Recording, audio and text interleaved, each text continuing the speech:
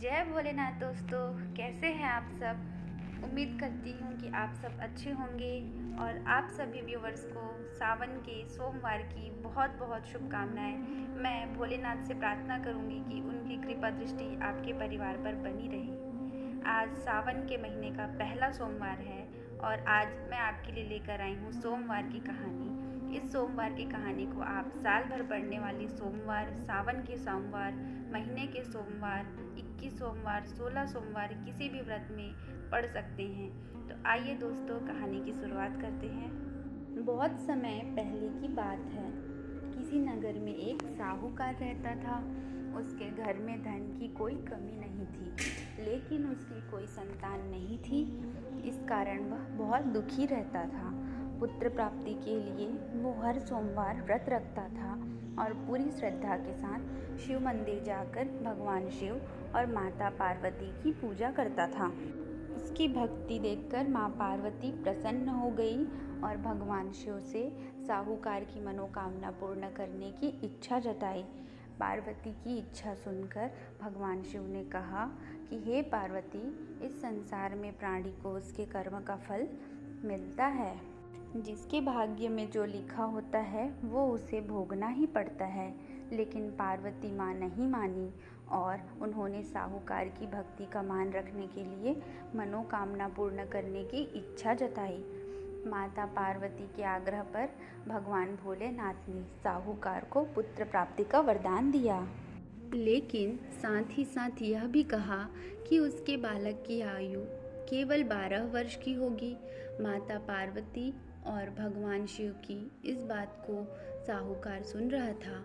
उसे ना तो अधिक खुशी हुई और ना ही दुख।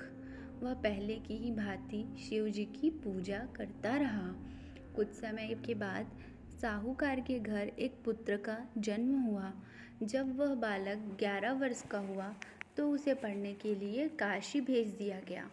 साहूकार ने अपने पुत्र के मामा को बुलाकर उसे बहुत सारा धन दिया और कहा कि तुम इस बालक को काशी विद्या प्राप्ति के लिए ले जाओ और मार्ग में जहाँ कहीं भी रुकना, यज्ञ कराना, ब्राह्मणों को भोजन कराना और दान दक्षिणा देते हुए जाना। दोनों मामा भांजे इसी तरह यज्ञ कराते, ब्राह्मणों को दान दक्षिणा देते चले गए। रास्ते में एक नगर पड़ा जहाँ नगर के राजा की कन्या का विवाह था। लेकिन जिस राजकुमार से उसका विवाह होने वाला था वो एक आँख से काना था। राजकुमार के पिता ने अपने पुत्र के काना होने की बात को छुपाने के लिए एक चाल सोची। साहूकार के पुत्र को देखकर उसने मन में एक विचार किया। उसने सोचा कि क्यों न इस लड़के को दूल्हा बना दूं और राजकुमारी से विवाह करा दूं।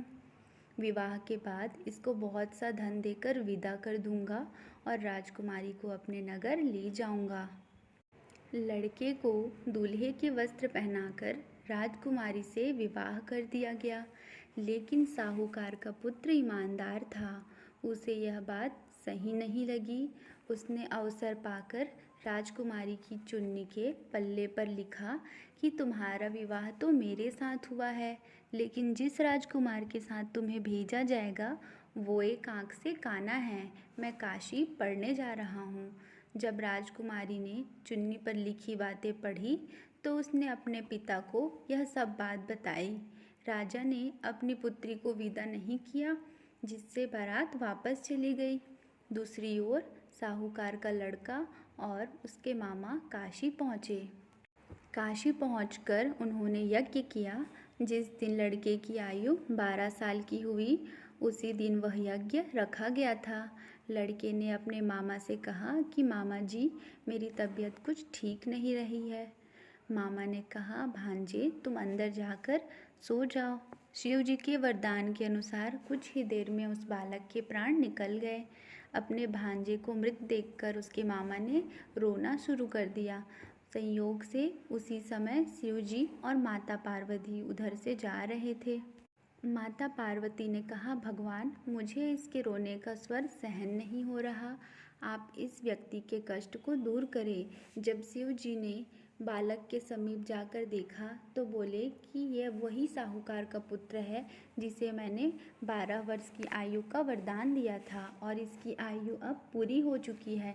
लेकिन माँ पार्वती मातृभाव से करुणा से विभोर हो चुकी थी और उन्होंने कहा कि देव, आप इस बालक को और आयु दे, अन्यथा इसके माता पिता इसके दुख में तड़प तड़प कर मर जाएंगे। माता पार्वती के बहुत आग्रह करने पर भगवान शिव ने उस लड़के को जीवित होने का वरदान दिया। शिव जी की कृपा से वह लड़का जीवित हो गया।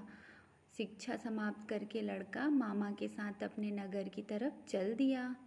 दोनों नगर की तरफ जा रहे थे, तभी वे उसी नगर में पहुँचे जहाँ उस लड़के का विवाह राजकुमारी से हुआ था। लड़के के ससुर ने उसे पहचान लिया और महल में ले जाकर उसकी खूब खातिरदारी की और अपनी पुत्री को साहूकार के पुत्र के साथ विदा कर दिया। इधर साहूकार और उसकी पत्नी भूखे प्यासे रहकर बेटे की प्रतीक्षा कर रहे थे। उन्होंने प्रण कर रखा था कि यदि उन्हें अपने बेटे की मृत्यु का समाचार मिला तो वह भी प्राण त्याग देंगे, परंतु अपने बेटे की जीवित होने का समाचार पाकर वे बहुत खुश हुए।